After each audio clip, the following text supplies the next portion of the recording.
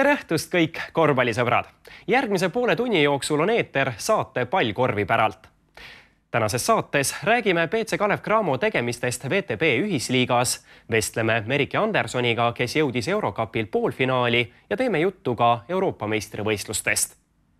Saate lõpus saab üks õnnelik inimene selle FIFA spordi poolt välja pandud Spaldingu spordikoti omanikuks ning loosi läheb Spaldingu saunalina ja ajakirja Basketball 6 kuu tellimus. Kutsume kõiki vaatajaid endiselt liituma ka meie Facebooki lehega. Aga nüüd tänase saate juurde. Merike Andersoni koduklubi alistas Eurocupi veerandfinaalis Türgi klubi Mersini 2 mängu kokkuvõttes 1 punktiga. Kalev Cramo legionär Frank Kelegar on selle hooaja VTB ühisliiga efektiivseim mängija ja parim lauavõitleja. Esiliigas on lõppemas vahegrupi mängud, möödunud nädalal läks liidrite mäng 2 lisaajale. NBA tähtede mängu võitis Lääs 163-158. Sellised on tänased teemad, aga meie stuudiokülaliseks on TTÜ korvpallimeeskonna peatreener Heino Lill. Tere õhtust ja palju õnne veel reedese sünnipäeva puhul. Tere õhtust, aitäh. Oled olnud 43 aastat korvpallitreener. Meediast on juba läbi käinud, et kavatsed lõpetada. No ma arvan, et iga hea asi saab kunagi otsa ja ma arvan, et õige aeg on nüüd küll, et see viimane hooaeg teha ja siis lõpetada. Aga see hooaeg ikkagi tuleb lõpuni pingutada. Tegelikult TTÜ jaoks on hooaeg olnud päris raske. On olnud palju vigastusi. Balti liigas play-offi ei pääsenud. Oli imeline hooaeg. Mõtle selle pika karjääri jooksul. Mul pole haigeid mehi nii palju olnud üheski võistkonnas. Ma olen töötanud nii Leedus kui Soomes ja kui nüüd selle hooaeg meil poole aasta jooksul, esimese poole jooksul, et see oli kohe nagu ma ei tea, mis vigastuste viirus oli võistkonnas, aga nüüd vähehaaval hakkavad kõik saama rivvi muidugi, et aga kas ei ole hilja, ma kardan, aga no on veel vähe aega, et loodame teha kõige paremat. Aga kui mehed nüüd ütleme hooaja ikkagi teises pooles tervena püsivad, kas arvad, et on reaalne püüda ka medalit, ütleme Kalev Cramo ja Rock vast finaalikohad võtavad, aga 3. kohal annab mängida? No mina arvan niimoodi, et spordis on õige tähtis panna omale reaalsed ülesanded. Ja oleme ausad, et medalitele me ei küüni meie mäng, sellepärast, et meil on probleem, meil on oma filosoofia, me tahame mängida ainult tudengitega, eks ole, ja mina arvan, et see on õige filosoofia, me oleme ainus tudengite võistkond Eestis. Ja sellega me teeme head kogu Eesti korvpallile, ma arvan, eks ole, et ja muidugi ka reklaamime ülikooli, et siin on 2 positsiooni. Aga enne kui jätkame meie vestlust siit stuudiost, vaatame üle, kuidas läheb hetkel Eesti korvpalluritest kõige kõrgemal tasemel mängival Merike Andersonil. Merike Anderson tegi Eesti naiste korvpalli ajalugu jõudes koduklubi Castor Breini ridades Eurocupi poolfinaali. 2 mängu kokkuvõttes alistati Türgi linna Mersini esindus 1 punktiga.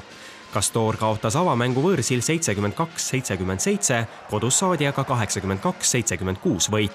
Andersoni koduklubi oli mõlemas kohtumises viimase veerandaja alguses veel suures eduseisus, kuid türklannad tegid avamängu lõpuminutitel 28-9 ja teises kohtumises 18-2 spurdi. Ütleme, esimeses mängus meil ei jätkunud lihtsalt pikkust nende 2 pika tsentri nagu katmisel. Et selle taha, et jäi nagu see esimene mäng ja ise siis lõpus ei tabanud. Aga siin üleilne mäng siis, no jah, siuke närvide mäng, et ei oskagi nagu midagi nagu kommenteerida, et hea, et niigi läks, et võit tuli ära. Et seal mängu lõpus ei suutnud realiseerida isegi vabaviskeid, et needki 4-0. No ma räägin, et närv oli nii suur nii mängijatel kui treeneril kui kõigil on ju. Aga ütleme, see viimase vabaviske mängija lihtsalt pidi mööda viskama, et aeg otsa saaks, et nad ei saaks nagu normaalsele viskele. Eestlanne Arvele jäi avamängus 20 minutiga 6 punkti ja korduskohtumises 22 minutiga 2 punkti, 3 lauapalli ja 2 resultatiivset söötu. Mina enam seda statistikat ei vaata, et mul on hea meel, et võistkond võidab ja me oleme nii kaugele jõudnud, aga ütleme, esimene mäng seal ei saanud jälle sisse, et oleks võinud paremini tabada, aga see viimane teine mäng, ütleme, et ei olnudki minu ülesanne punkte visata, et kuigi jah, ma seal proovisin, aga ei tabanud, ütleme nii. Aga rohkem oli minu ülesanne kaitses mängida ja kui ma kaitses näiteks abistan ja teen omad asjad ära, siis on nagu hästi kõik. Järgmine vastane nüüd poolfinaalis on taaskord Türgi klubi, et mida selle võistkonna kohta tead? No ega palju ei tea, et eks treeneril on juba ülevaade tehtud, et mõne mängija vastu olema siin korvpalliväljakutel nii mõnel pool Euroopas vastamisi mänginud, et aga no ise arvan, et on natukene selline kergem vastane, et kuna neil ei ole nagu kahte sellist torni seal väljaku peal nagu Mersinil oli. Aga noh, me peame oma mängu joonisest nagu kinni pidama ja kiireks ajama mängu, et siis vast läheb jälle edukalt. Soovime Andersonile edu ka poolfinaaliks, kuid naiste treener oled olnud ka sina, Eino, et milliseks hindad hetkel Eesti naiste korvpalliseisu, et tegelikult ka meie klubid on sellel hooajal päris hästi esinenud Eesti-Läti ühisliigas? No ja vahel on naiste treeneri küll, aga see oli kaks erinevat taset, eks ole, kui ma olin seal Leedu naiskond, koondnaiskond treener, siis mul mängisid olümpiavõitjad maailmameistrid. See on nii nagu ta on, eks ole, ja kui me te olete veel noor mees, võib-olla ei mäletagi. Kunagi oli Eesti naiste korvpall oli väga hea aastatel 60 ja 70, kus mängiti isegi Tartus mängiti Euroopa karikavõistluste 8. üks finaalidest. Ja no see too aeg, aga noh, seoses selle iseseisvusega kõik need väärtushinnangud muutusid ja naiste korvpallile ei pööratud vajalikku tähelepanu. Ja nüüd oleme siin, kus me oleme. Aga ikkagi võiks ju tegelikult öelda, et natukene oleme taas tõusuteel. No, et jätta positiivt, alati lõpetame asjad positiivt, me oleme tõusuteel ja no muidugi nii palju nüüd on võib-olla asi paranenud, on nagu rohkem tähelepanu tekkinud ka naiste korvpallile. Ilma milleta mitte kuidagi hakkama ei saa, eks ole, ja muidugi kurb on see, et meie ülikoolid ei mängi naiste korvpalli. Okei, Tallinna ülikooli naiskond on seal küll mängib, aga noh, ma ei tea, palju üliõpilasi on, et see on kaks eri asja, kas see loosu, kas see silt on ülikool, võistkond või see on tudengid näiteks. Aga miks ei ole suutnud näiteks TTÜ panna välja naiskonda? Miks või?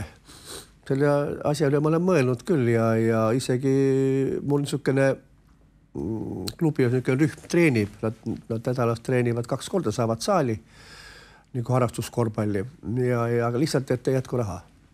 Lihtsalt ei jätku raha. Selge, aga meie jätkame nüüd saadet VTB ühisliiga parima lauavõitleja ja efektiivsema mängija Frank Kelegariga.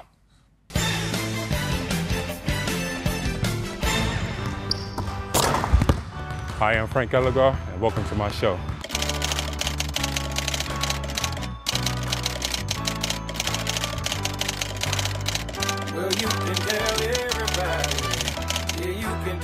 Frank Kelegari näol on tegemist mehega, kes on juba viimased 3 hooaega olnud Kalev Cramo meeskonna tõeliseks tugisambaks.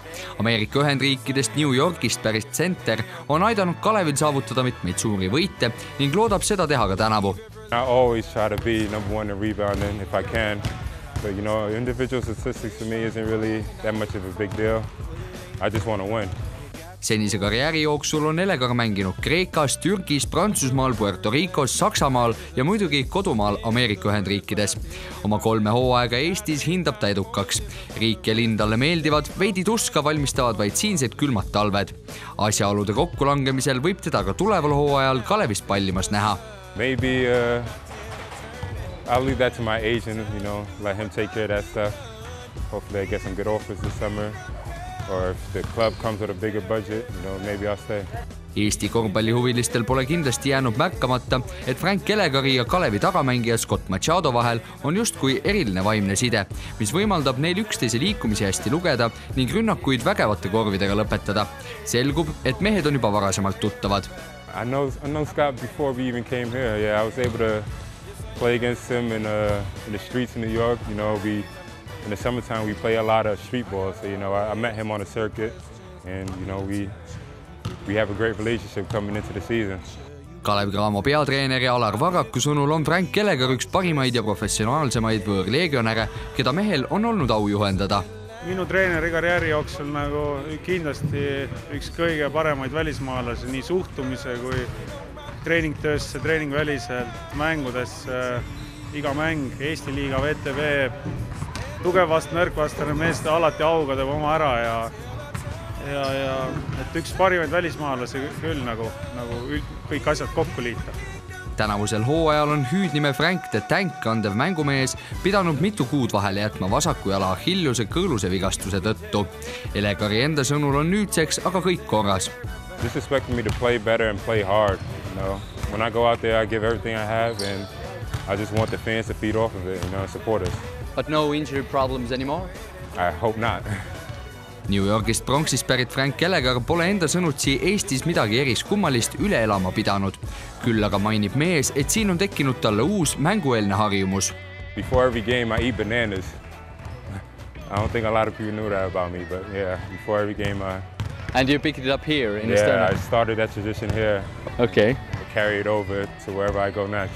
Me oleme näinud, kui lihtsalt Scott Machado neid sööte Elegarile annab, et iga sööt ja pealtpanek, et proovime ka, ma eriline söödumeister ei ole, aga vaatame, kuidas läheb. Okei, Frank. Üks sees, proovime siit ka. 2. Ja viimane tuleb siit kaugemal. No mis sa teed siukse mehega 3 söötu, 3 sees, niimoodi võin isegi mina resultatiivseid sööte jagada.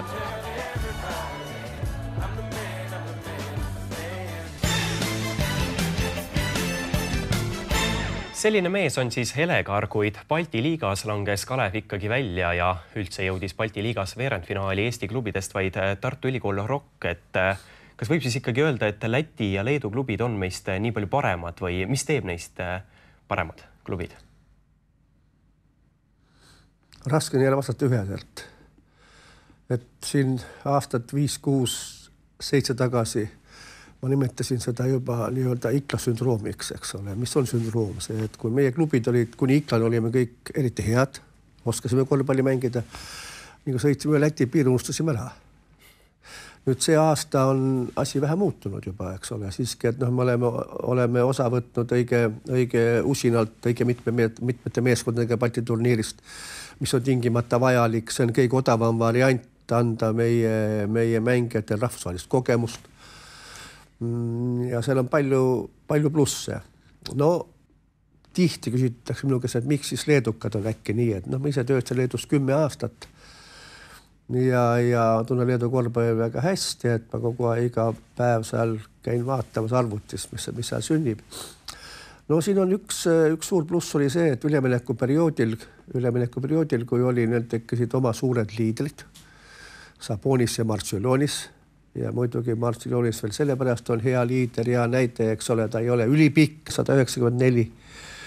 Ja siis, et kui see suur eeskuju on oma rahvusest, siis see kindlasti innustab neid noori poisse. Et siiski mina pean seda, et ilma individuaalse tehnikata, ilma mängija individuaalsete omadustega ei ole võimalik luua head võistkonda. Et ei ole niivõrd suurepärast treeneritega niisugust kombinatsiooni, kus läheb pall ise korvi. Ei, selle peab looma olukorra ja mängija viskab selle korvi. Tähendab, meil on olnud kuskil suur viga mängijate ettevalmistamisel. Ja see on hästi näha mul, kui nüüd tudengid tulevad, uued tudengid, eriti heade kehaliste eeldusega poisse, näiteks Aleksander Kaabermaa, Rainer Koort, head eeldusega poisid, aga ütleme, et see individuaalne tehniline pool, see on nõrk. Ja nüüd, kui me hakkame ülikoolis seda asja sättima, ei jõua enam kõike teha. Mina arvan see, et me peame siiski üle vaatama oma selle algõpetuse kiirelt. Aga ülehomme peab järjekordse mängu Euro-Challenge sarjas Tartu Ülikool Rock. Ka neil nüüd juba edasi pääseda väga raske. Kas võiks öelda, et ka Rockis mängivatel eestlastel on just puudu jäänud nendest individuaalsetest oskustest? Oleme ausad, eks Rock on ostnud omale paremat kokku, mis Eestis kokku ost on, eks ole ju. Aga mis neil ikkagi vajaka on jäänud seal eurosarjas? Ma olen kõike mänge jälginud küll ja no tähendab see mina arvan ka, et Rokk on väga nagu praegu üles ehitanud kõik mängu Janar Taltsi nõjale, eks ole, aga Janar Talts on ka juba nüüd heades aastates ja ta on isegi hästi mänginud see aeg, et see mäng pole palju kõikunud ja üles ehitanud mängu viskele ja muidugi, mida pean ütlema, et see oma osa on täitmata jätnud eurosarjas Petsikevitšus. See on üks suur probleem praegu olnud. Aga meie tuleme nüüd tagasi Kalevi juurde ja ühisliigas on Kalev võitnud juba 3 mängu järjest.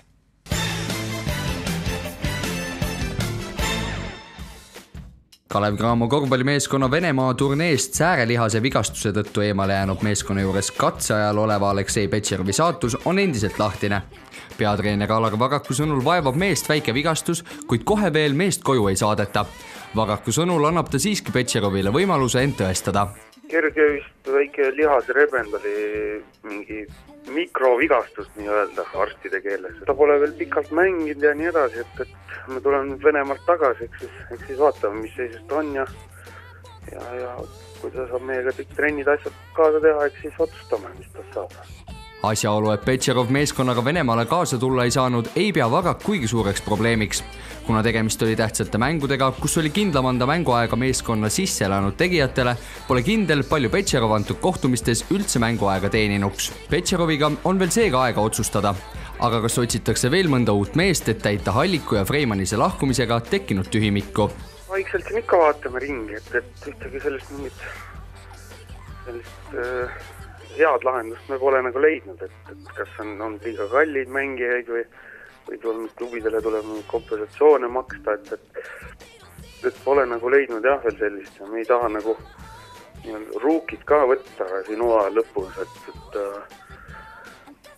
aga kui Petšerov jääb, siis me rohkem nagu mängijaid juurde ei otsi, me 2 mängijat ei otsi, et ühte. Et kui ta nüüd ennast tõestab, siis me lõpetame need muud otsimised ka ära. Möödunud nädalane Venemaa turnee läks Kalev Cramol teadupärast hästi. 2 mängust kogutud 2 võitu tõstavad Eesti meistermeeskonna tabelis kõrgele 8. kohale, mida jagatakse lätlaste Riia VEF-iga. Mõlemal meeskonnal on hetkel kirjas 8 võitu ja 11 kaotust. Arvestades, et play-offi saavad põhiturniiri 8 parimat meeskonda, on Kalevil endiselt kõik võimalused edasipääsuks. Järgmise kohtumise VTB ühisliigas peab Kalev Cramo juba sel neljapäeval 19. veebruaril, mil võõrustatakse Moskva CSKA-d. Aga nüüd on kätte jõudnud see aeg, kui anname välja ajakirja Basketball 6 kuu tellimuse. Selle saamiseks tuli saata meile ideid, mida võiksime oma saates kajastada. Olen välja valinud 3, millest tahaksin, Heino, et valiksid välja võitja. Päris paljud soovisid, et kajastaksime amatöörliigasid rohkem ja selle idee osas valisin välja Veiko Hudilaineni, kes saatis oma idee meile esimesena.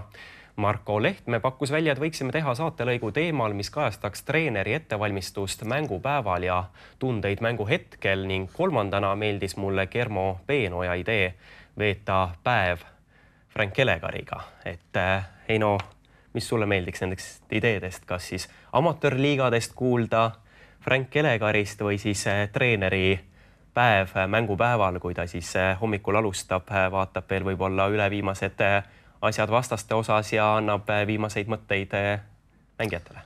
No mina arvan, et see oleks huvitav idee, et siin saaks ka üldsus teada, millega tegeleb treener selle viimase päeva, kuidas ta valmistub järgmiseks mänguks, mis ta läbi käib selle vastasvõistkonna osas, mida ta oma meestega soovib teha, mida tal on võimalus teha.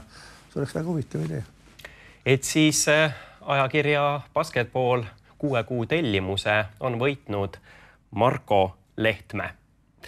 Palju õnne ja meie tegime aga ühe Veiko Hudilaineni ideega juba teoks ja nüüd saate näha, kuidas on kulgenud esiliiga hooaeg, kus liidrite vaheline kohtumine läks möödunud nädalal 2 lisaajale. mis korvpalli esiliigas jääb puudu oskustest, asendatakse võitluslikkuse, emotsiooni, tahtmise ja tihtipeale ka toore jõuga. Seda kõike nägi külastades esiliiga liidrite omavahelist kohtumist, kus läksid vastakuti Balteko ja Tiit Soku korvpallikooli baasil moodustatud betoonimeister Nord. Tänavusel hooajal on liidermeeskond betoonimeistrid kaotunud vaid ühe kohtumise, kuid hooaja teine kaotus oli suurrivaali Balteko vastu äärmiselt lähedal. Koguni 2 lisaajale läinud kohtumises oli Balteko vahepealseks suurimaks eduks lausa 10 punkti. Lõpus sai siiski otsustavaks betooni parem füüsis ja pikem pink. Kui uurida esiliiga taseme kohta, kinnitavad mängijad justkui ühest suust, et tase on ühtlane ning võit pole kellelegi üheski mängus garanteeritud. Iga aastaga järjest tugevam. Võib-olla see tundub niimoodi, et võib-olla ise jään nõrgemaks ja vanemaks, aga ei, päris ühtlane ja saab madistada küll. Ma ütleks, et on võib-olla eelnevate aastatega, mis ma siin mänginud olen, on nagu ühtlasemaks läinud pigem, et seda tugevust võib-olla ma ise hindan, et on nagu grammi võrra pigem isegi nõrgemaks läinud. Et on eest nagu sellised paljud meistriliigast läbi käinud mängijad juba ära kukkunud ja nüüd on pigem nagu nooremaid peale tulnud. Et aga tase on kindlasti ühtlasemaks läinud. Tegelikult on vale öelda, et esiliigas oleks mängijate kvaliteet kuidagi kehv. Kui liigas pallivad aastaid meistriliigas mänginud mehed nagu Howard Fryer, Heigo Erm, Kristo Aab, Veljo Vares, Margus Klementsov, Kauri Sild, Mario Poluski ja paljud teised tuntud tegijad, siis on kvaliteeti piisavalt. Ega treeneritki papist poisid ole. Liiga liidrite pingilt vaatab vastu näiteks Tiit Soku tuttav nägu. Eks ta päris professionaalne ei ole, ega poisid kõik töö kõrvalt või õppimise kõrvalt teevad, aga oskusin on küll, aga kui jõudu jätkuks, siis oleks nendest mängumehi igas võistkonnas piisavalt. Väga meeldib, et eriti meeldivad need treeningud, mis tuletavad meelde vanu meistriliiga aega, kus sa ikka küünte abil koju roomatud, et ei midagi lihtsalt. Tiit paneb joonejooksu tegema. Ja kindlasti. Jooned on väga tuttavaks saanud selle aastaga jälle. Mis aga paneb esiliiga mängumehi nii pingutama? Nagu teame, pole töö ja perekondade kõrvalt sugugi lihtne leida aega mängude ja kõvade treeningute jaoks. Kui tahad, siis ikka jõuad, et ega siin ei ole ju 2 trenni päevas, on õhtul vaja 1 trenn teha lihtsalt ja eks nädalas on kordade arv ka harvem ja tean, et esimene aasta, kui ma tulin peale meistriliigat esiliigasse mängima nii-öelda töö kõrvalt, siis oli alguses päris raske see just selline elutempo nagu seada selliselt, et pärast tööd veel trenni tulla. Aga harjub ära sellega ja tegelikult on see väga mõnus lõõgastus ju õhtul natuke sporti teha enne magama minekut. Hooaja lõpuni on veel küll üksjagu aega, kuid parimad on siiski vaikselt välja kujunemas. Uurisime liiga liidritelt, kas nad läheksid võimaluse korral ka meistriliigasse mängima. See hooaeg pole läbi veel, ega me peame, nagu see mäng näitas, et vastased on ju tugevad ja iga mängid tuleb tõsiselt võtta ja siis vaatame edasi, kui läheb paremini. Aga kui võimalus on, siis meistriliigasse läheks? See päris kõik, see tuleb nagu asi hoolikalt ette valmistada. Kui on kõik hästi, siis miks mitte? Meeskond võib minna, mina ilmselt ei lähe, et omal ajal sai loobutud selleks, et mitte sinna tagasi minna, vaid et eluga edasi minna, on ka muud elust teha. Esiliiga vahegrupis jätkab siis endiselt liidrina betoonimeister. Neile järgnevad Balteko, Tartu Kalev Estiko, Räpina Kotkad, TTÜ spordiklubi, Tammsalu Los Toros, Ambla spordiklubi ja PC Kalevi teine võistkond. Võidate ära see aasta? Kindlasti. Tuleme nüüd tagasi profikorvpalli juurde ja räägime natuke ka Euroopa meistrivõistlustest, mis meid septembris ees ootavad. Milliseks hindad siis Eesti koondise võimalusi eeloleval EM-il, ütleme, kui tõesti kõik mehed suudavad tervena püsida ja oleme täiskoosseisus seal väljas, nii Kangur, Talts, Vene ja kõik on kohal? Kõige suurem probleem praegu, millest sõltub Eesti meeskoniga edasisaamisvõimalus on, mismoodi tuleb Ukraina siin mängija, mismoodi nad saavad kokku mehed. Kui nad saavad kõik kokku oma kõige paremad mehed, siis on hea võistkond. Ja muidugi ja teine võistkond, niisugune võistkond, kes on tšehhid. Siiski ütleme praegu Euroliigasse Vesselist teeb imetegusid ja seal on veel need mängijaid, et ega kerge olema ei saa. Loodame parimat, aga vaatame nüüd, mida arvavad Eesti võimalustest nii 1993. kui ka 2001. aastal koondist EM-il esindanud Margus Metstak ja Rauno Pehka. Kui kõik mängijad on rivis, siis täiesti reaalne on see, et alagrupis, mis on ühtlane ja tugev, siiski saavutatakse vähemalt 4. koht ja turniir jätkub. Kõik oleneb, kui hästi ollakse vormis nii füüsiliselt kui vaimselt just konkreetselt sellel hetkel, kuidas on võistkonna koosseis ja mis olukorras on vastased. Et nagu see ikka käib, et kui ise oled väga heas vormis ja vastased ei ole, siis on võimalused suured. Kui sa võrdleksid nüüd, korvpalli sellel, 93. aastal, mängisid muidugi loomulikult pikalt ka pärast seda ja praegust Eesti koondise korvpalli, siis milline on see mänguline erinevus? Tänasel päeval mäng on tunduvalt füüsilisem, tunduvalt kiirem, nõuab mängijatelt head palliesitust. Tänased mängijad on tehniliselt mitmeski mõttes paremad, kuid need mängijad, kes sellest ajastust on pidanud tänavaseni välja sammuma, toome Valmo Kriisa näiteks, et ta on ju kenasti hakkama saanud. Ehk et ma arvan, et kui need mängijad oleksid keha poolest saanud mängida täna, siis nad oleksid kaasa teinud need korvpalliga kaasas käivad muutused ja oleksid endiselt konkurentsis, kuna ma usun, et nende mängijate hing oli piisavalt tugev, et tahta olla kõrgkonkurentsis. 93. aastal muidugi oli meil mõnevõrra lihtsam, kuna me kõigepealt läksime eelturniirile, kus meile mingeid ootusi ei olnud.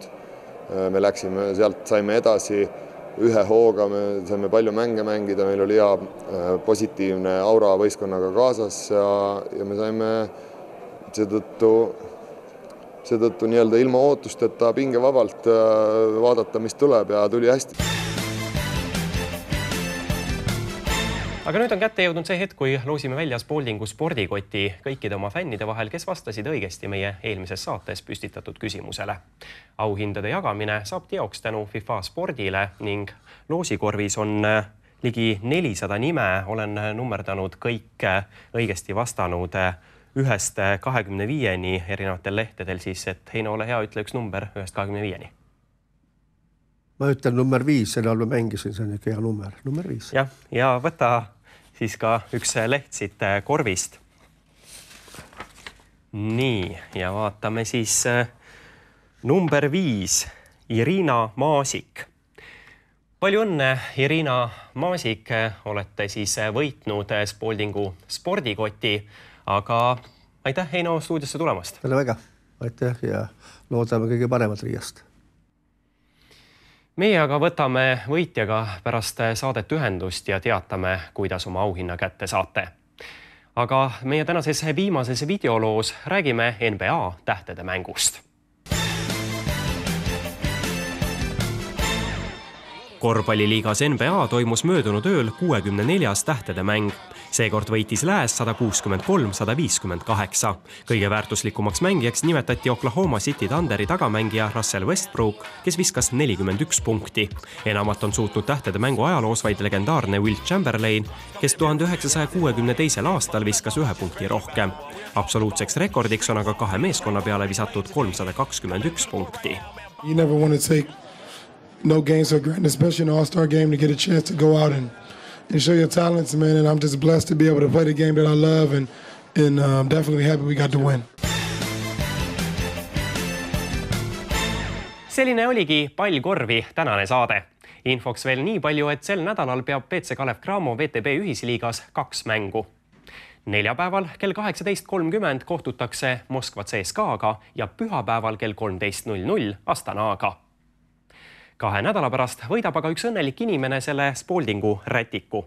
Selleks tuleb liituda meie Facebooki lehega ja kui kogume järgmiseks saateks üle 2500 fänni, siis kõikide laikijate vahel see rätik loosi läheb. Ajakirja Basketball 6 kuu tellimuse võitmiseks tuleb aga jagada hetke pärast meie kodulehele ilmuvat postitust. Need, kes Facebooki ei kasuta, saavad aga meile oma mõtetest kirjutada aadressil eestipallkorvi@facebook.com. Aga ongi tänaseks kõik. Meie järgmine saade on eetris, nagu ikka, 2 nädala pärast, 2. märtsil.